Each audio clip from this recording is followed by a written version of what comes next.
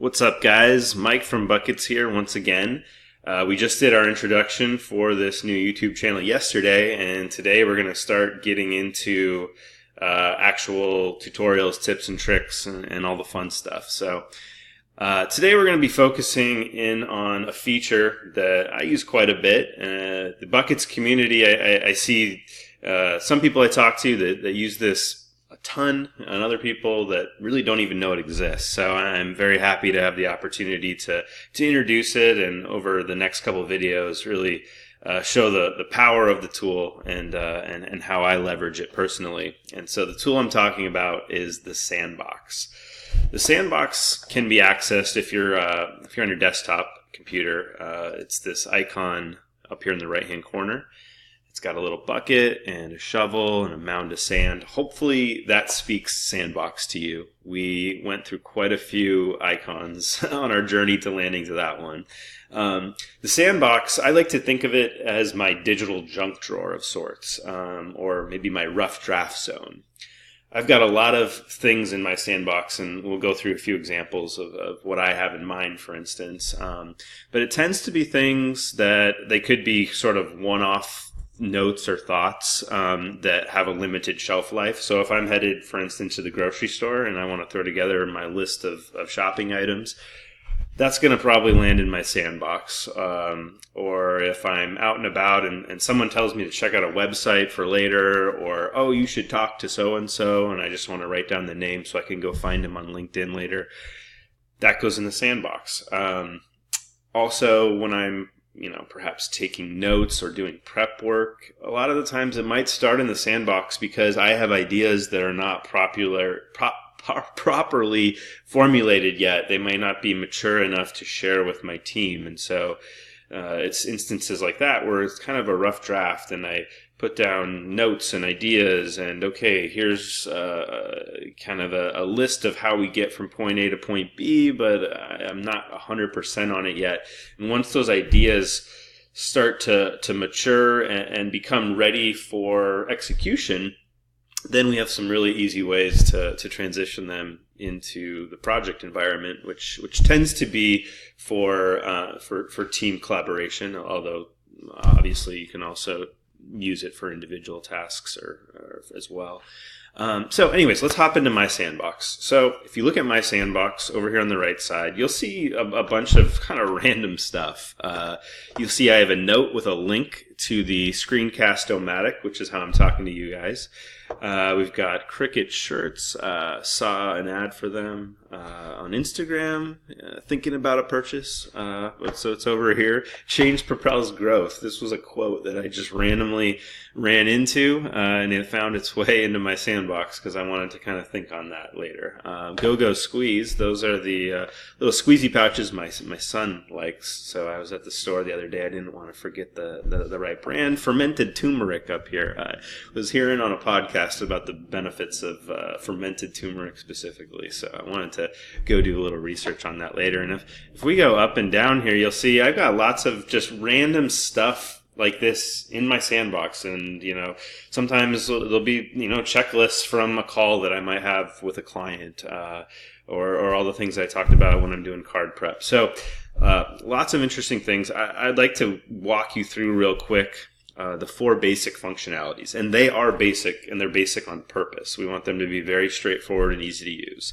The most basic is what we call the quick note, which is just you throw your mouse cursor in here and you can start typing. So I'm going to write myself a reminder to record YouTube video about the Sandbox.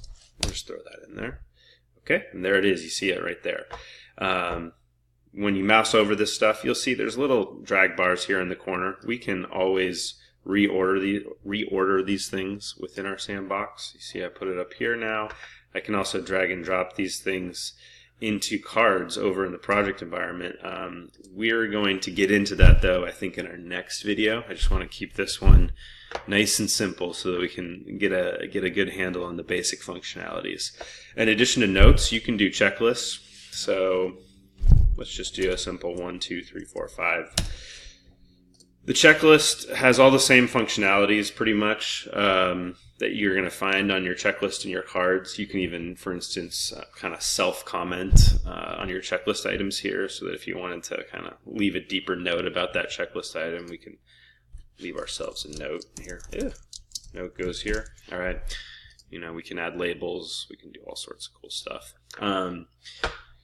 We can also do attachments up here. So one thing that I find myself using the Sandbox for every so often is if I'm out in the real world and there's something that's just not conducive to taking notes on. So I might see an ad, like a billboard or something that I thought was interesting, that I might want to refer back to for something inspiring for like an ad campaign or something.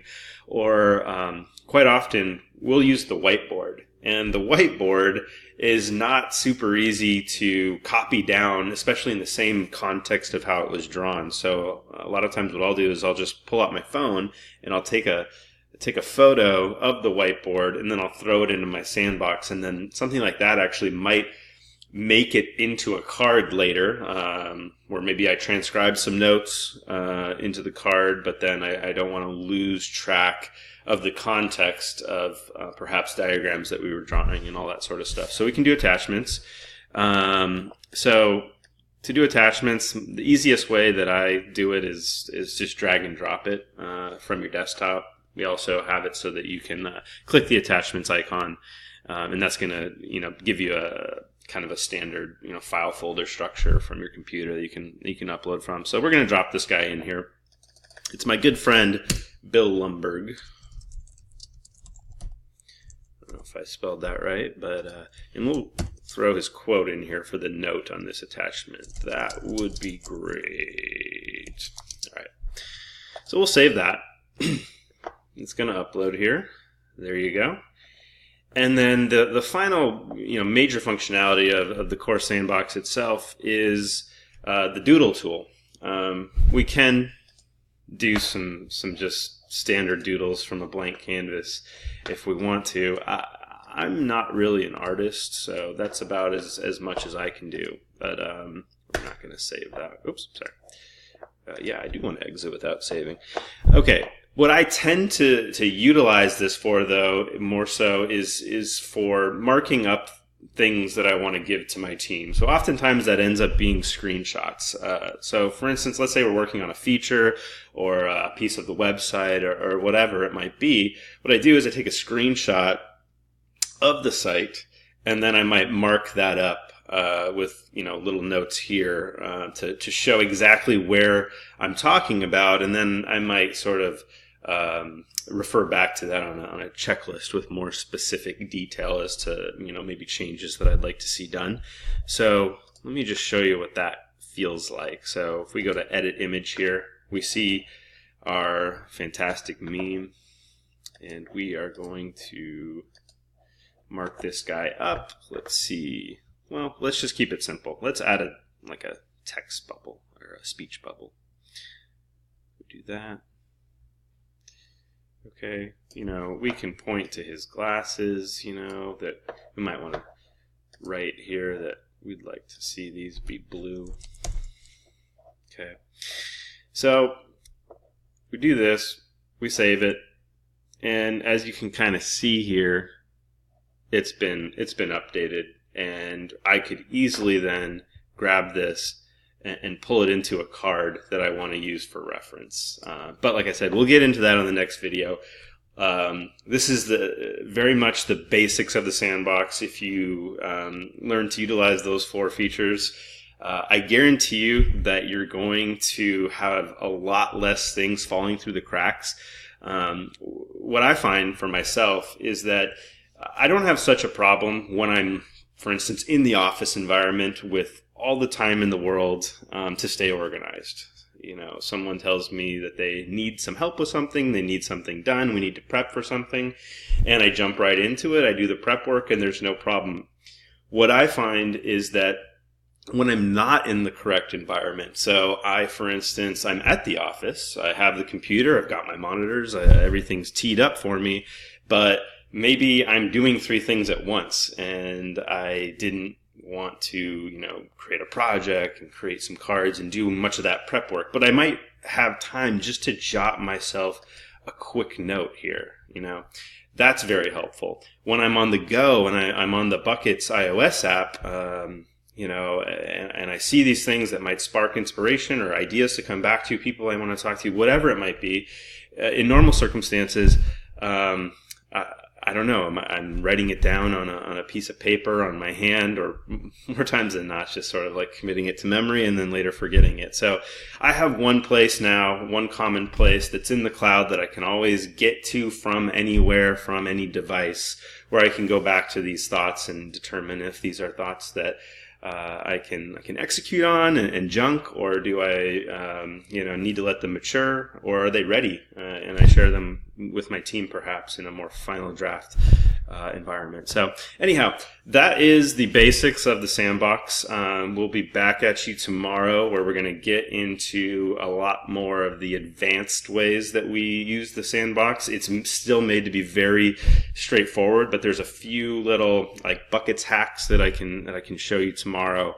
That I can just speak for myself and tell you that for a couple of my common processes that I go through, it saved me a tremendous amount of time. It's hard for me to even put a percent on it, because it's something that used to take me a few minutes and now takes me a few seconds. So we'll end it here, and we'll be back tomorrow to jump back into the Sandbox and tell you about some of these cool tips and tricks.